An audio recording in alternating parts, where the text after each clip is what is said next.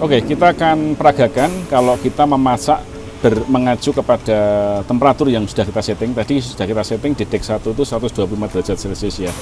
Jadi yang kita tekan kalau mengacu kepada temperatur, maka yang tombol start yang kita tekan. Kita akan simulasikan ini. Ya, ini dia akan ignition ya.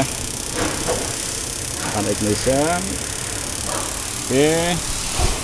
Ya, prosesnya sekarang dia cooking ya, lampunya kedip-kedip ya. Semacam itu. Kita bisa cek temperaturnya di sana sekarang sudah berjalan beberapa lama. Sekarang 120 ya. Ya, saat ini sedang proses cooking ya, di mana indikator LED-nya adalah ignition ya.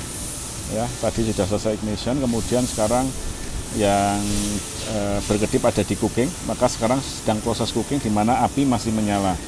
Kemudian di sini ada segmen yang menunjukkan 04.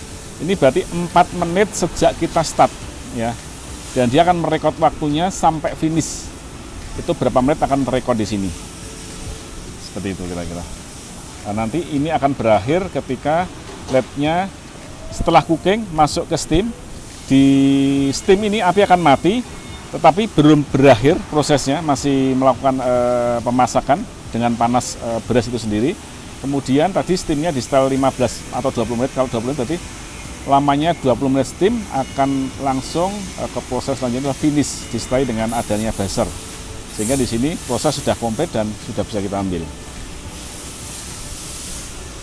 Ya, sekarang suhunya sudah tercapai ya, atas 25, makanya dia sudah pindah ke steam ya. Ini steamnya tadi disetting sekitar 20 menit, berarti normalnya 10 tambah 20 berarti di angka 30 dia finish kalau secara logika.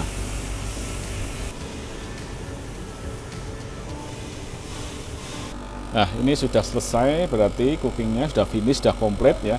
Kalau mengakhiri alarm kita bisa paksakan tekan finish atau biarkan nanti akan mati sendiri. Kan. Coba saya tekan, saya akhiri ya biar tidak alarmnya tidak bunyi. Nah, sudah selesai berarti sudah selesai, sudah komplit. Masaknya sudah selesai.